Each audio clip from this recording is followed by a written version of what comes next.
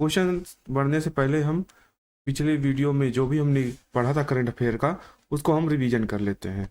हाल ही में भारत के पहले पनडुब्बी पर्यटन सुविधा किस स्थान पर शुरू की गई है? तो ये आपका गुजरात में।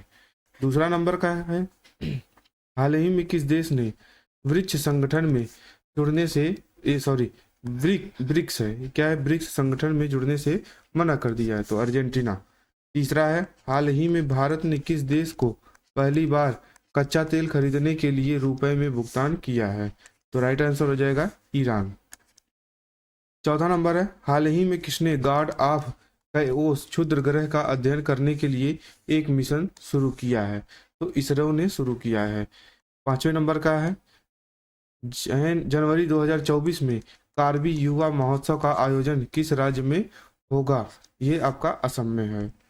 छठवां है, हाल ही में इंडियन मील के अगले निदेशक के रूप में किसे नियुक्त किया गया है? तो रश्मि गोविल को नियुक्त किया गया है। सातवें नंबर का है, हाल ही में हुंडई मोटर इंडिया लिमिटेड के ब्रांड एम्बेसडर कौन बने हैं? तो ये आपका दीपिका पादुकोण बनी है। हाल ही में चर्चा में रहा मोमपे रोग का संबंध किससे है? जेनेटिक डिजीज से है। 9वें नंबर का है, हाल ही में चीन के नए रक्षा मंत्री कौन बने हैं? तो डोंग जून बने हैं। 10वां है, हाल ही में 12वीं दिव्य कला मेला 2023 का आयोजन कहाँ किया गया है? तो सूरत में किया गया है। 11वें नंबर का है, हाल ही में CISF की पहली महिला महानिदेशक कौन बनी है? तो नीना सिंह बनी है। 12वें नंबर का है, हाल ही में किस बैंक ने अपनी सहायक कंपनी को न्यू साझेदारी कंपनी की 100% हिस्सेदारी बेचने की घोषणा की है? तो बैंक ऑफ बड़ौदा ने किया है। अब चलते हैं अपने पहले क्वेश्चन की तरफ। पहला क्वेश्चन क्या है, पीएम प्रधानमंत्री नरेंद्र मोदी ने कहां पर BAPS हिंदू मंदिर का उद्घाटन किया है? तो यहाँ पर देखिए, ये है आपका BAPS, ये है आपका BAPS हिंदू मंदिर है। यहाँ पे 4 ऑप्शन दिए गए हैं, तो ऑप्शन राइट आंसर बताना है। तो UAE में प्रधानमंत्री मोदी ने कहा है, मोदी ने BAPS हिंदू मंदिर का उद्घाटन करेंगे। अब देखिए,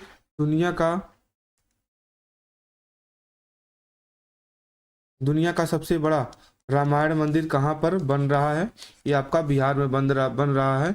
2025 तक ये आपका तैयार हो जाएगा। और दूसरा है मंदिर संग्रहालय, ये आपका उत्तर प्रदेश के अयोध्या में बना है। प्रधानमंत्री नरेंद्र मोदी ने मध्य प्रदेश में संत रविदास मंदिर की आधारशिला रखी है। दुनिया का सबसे बड़ा धार्मिक स्मारक, ये आपका पश्चिम बंगाल में है। विश्व का सबसे बड़ा अंतर्राष्ट्रीय मंदिर सम्मेलन और एक्सपो कहाँ पर है? ये वाराणसी में। तुंगनाथ मंदिर कहाँ है? उत्तराखंड में है। कपिलेश्वर मंदिर कहाँ है? भुवनेश्वर में है। रामप्पा मंदिर कहाँ है? तेलंगाना में। कामाख्या मंदिर देवी का मंदिर कहाँ है? ये आपका असम में। कोणार्क का सूर्य मंदिर कहाँ है? उड़ीसा में। अब देखिए, जो कोणार्क का सूर्य मंदिर है, ये जब सूर्य सुबह सुबह निकलता है तो वहां पे जैसे चक्र लगता है। अगला क्वेश्चन है, हाल ही में सुनहरी हड्डियों की एक नदी उपन्यास के लेखक कौन है? यहाँ पे आप देख सकते हैं, AK मुल्फर्ड आपके लेखक हैं। ये रिवर ऑफ गोल्डन बोन्स, ये आप इन्होंने किसने लिखा है? AK मुल्फोर्ड ने लिखा है। अगला क्वेश्चन देखते हैं। अगला क्वेश्चन से पहले कुछ यहाँ पर बुक दिए हैं। ये आपका एबे जिमेंज जस्ट फॉर द समर और लॉरी फोस्टर जो हैं, ये द फियरलेस वन है। अब देखिए अगला क्या है, हाल ही में किस राज्य में हेथाई अम्मन इस उत्सव का आयोजन किया गया है? देखिए, डांस हेथाई अम्मन फेस्टिवल जो है, ये आपका तमिलनाडु में किया गया है। अब अगला क्वेश्चन पे चलते हैं। अगला क्वेश्चन से पहले हम कुछ इंपॉर्टेंट पॉइंट देख लेते हैं तमिलनाडु से संबंधित। जब तमिलनाडु की बात किए हैं, तो चेन्नई के ग्रैंड मास्टर 2023 का खिताब किसने जीता है? D मुकेश ने जीता है। जनवरी 2024 खेलो India youth games 6th Tamil Nadu में जीता है। भारत ने न्यूट्रिनो वेधशाला कहाँ बनाई जाएगी? ये तमिलनाडु में थेड़ी जिले के पोटीपुरम गांव में। किस राज्य का पहला तट मंदिर फिर भारत का पहला हरित ऊर्जा पुरातत्व स्थल बना है? ये आपका तमिलनाडु में। कलायगार महिला अधिकारी अनुदान योजना कहाँ है? ये आपका सुरुगा है, ये आपका तमिलनाडु में। दक्षिण पूर्व एशिया का सबसे बड़ा अलवालीकरण प्लांट बनेगा कहाँ पर? तमिलनाडु में। भारत का पहला ड्रोन प्रशिक्षण केंद्र, ये आपका तमिलनाडु में श्री परम बुदूर के पास स्थित होगा। इसरो छोटे उपग्रह के प्रक्षेपण के लिए नया इसरो स्पेस पोर्ट कहाँ बनाएगा? तमिलनाडु के थूथुकुडी जिले में एक स्थान है जो कलशेखर पट्टी नाम से जाना जाता है। चौथे नंबर का क्वेश्चन देखिए क्या है। चौथे नंबर में इसरो खुफिया क्षमता को बढ़ावा देने के लिए 5 सालों में कितने उपग्रह लॉन्च करेगा? तो राइट आंसर हो जाएगा 50 जो उपग्रह है उसे लॉन्च करेगा। अब इंडियन इसरो का फुल फॉर्म देख लेते हैं। इंडियन स्पेस रिसर्च ऑर्गेनाइजेशन होता है।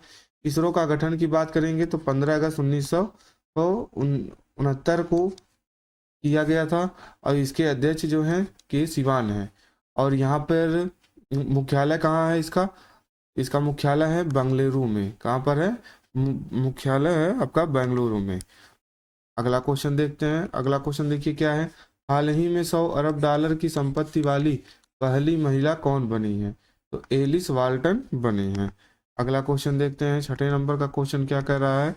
हाल ही में भारत ने किस देश को पहली बार कच्चा तेल खरीदने के लिए रुपए में भुगतान किया है? तो ईरान ने को। अगला क्वेश्चन है। हाल ही में किसने गॉड ऑफ कैओस क्षुद्र ग्रह का अध्ययन करने के लिए एक मिशन शुरू किया है? तो आपका ये इसरो राइट आंसर हो जाएगा। हाल ही में विश्व का दूसरा सबसे बड़ा इस्पात उत्पादक देश कौन सा बन गया है? तो आपका राइट आंसर हो जाएगा चीन बन गया है। कौन बन गया है? चीन बन गया है। अब देखिए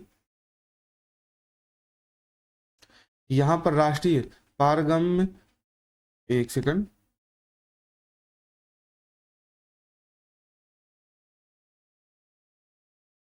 हाँ 10वें नंबर का क्वेश्चन यहाँ पर इसका हम क्वेश्चन यहाँ देखिए। हाल ही में किसने national transit pass system launch किया है? तो आपका ये नरेंद्र मोदी भूपेंद्र यादव ने ट्रांजिट पास सिस्टम को लॉन्च किया है। अब इसमें हम देखते हैं इंपॉर्टेंट पॉइंट। तो इंपॉर्टेंट पॉइंट क्या है इसमें? यहाँ पर है इसका इंपॉर्टेंट पॉइंट है राष्ट्रीय पारगमन पास प्रणाली यानी NTPCS जिसको कहते हैं।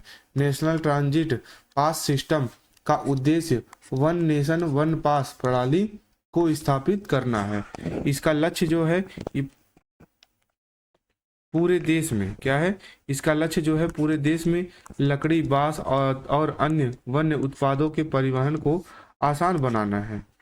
इसे हाल ही में केंद्रीय पर्यावरण मंत्रालय द्वारा लॉन्च किया गया था। तो केंद्रीय मंत्री ने भारतीय वन और लकड़ी प्रमाणन योजना और वन के बाहर पेड़ पहल सहित मंत्रालय के कई अन्य हालिया प्रयासों का भी उल्लेख किया है। राष्ट्रीय पारगमन पास प्रणाली की विशेषता क्या है? इस प्रणाली का डेस्कटॉप आधारित वेब पोर्टल और मोबाइल एप्लीकेशन दोनों उपलब्ध है। ऑनलाइन पंजीकरण और ट्रांजिट परमिट आवेदन जमा करने की सुविधा भी क्या है? उपलब्ध है। और अनापत्ति प्रमाण पत्र जिसको हम NOC भी कहते हैं, वन अधिकारी के पास जाने के बजाय ऑनलाइन भी तैयार किया जा सकता है।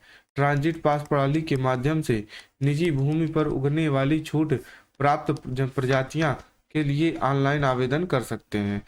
TP डाउनलोड करते समय ड्राइवर की जानकारी को संशोधित भी किया जा सकता है। QR कोड का उपयोग वाहन की गति को सत्यापित करने के लिए भी किया जा सकता है। राष्ट्रीय पारगमन पास प्रणाली के लाभ NTPCS ट्रांजिट पास प्रणाली जारी करने में तेजी लाता है। इस प्रणाली द्वारा जारी ट्रांजिट परमिट पूरे भारत में मान्य होगा। भारत की सीमा पार करने पर किसी अतिरिक्त दस्तावेज की आवश्यकता नहीं होगी। ट्रांजिट पास प्राप्त करने के लिए वन कार्यालय जाने की कोई भी आवश्यकता नहीं है। अगला क्वेश्चन है, हाल ही में किस राज्य सरकार ने आदिवासियों और दलितों के लिए वृद्धावस्था पेंशन लाभार्थियों की जो आयु थी वो 60 वर्ष थी पहले, और उसको घटा करके कितना कर दिया गया है, 50 वर्ष कर दिया गया है। तो आपको बताना है किस राज्य सरकार ने यह अच्छा काम किया है। तो ये आपका झारखंड के राज्य सरकार ने ये अच्छा काम किया है। 60 वर्ष से घटा करके वृद्धावस्था पेंशन की जो आयु थी वो कितना कर दिया है, 50 वर्ष कर दिया है। और आपका कल के लिए क्वेश्चन है, क्या क्वेश्चन है, हाल ही में अयोध्या रेलवे स्टेशन का नाम बदलकर क्या रखा गया है। आपके पास 4 ऑप्शन है, पहला है रामधाम, दूसरा है सीता धाम, तीसरा है आपका रामायण धाम, चौथा है अयोध्या धाम। यहाँ पे 4 ऑप्शन दिए गए हैं, आपको कमेंट बॉक्स में इसका आंसर टाइप करके बताना है। तो चलिए, अगर आपको ये वीडियो अच्छा लगा हो तो वीडियो को लाइक और शेयर जरूर कीजिएगा। मिलते हैं अगले वीडियो में, तब तक के लिए थैंक्स फॉर वॉचिंग।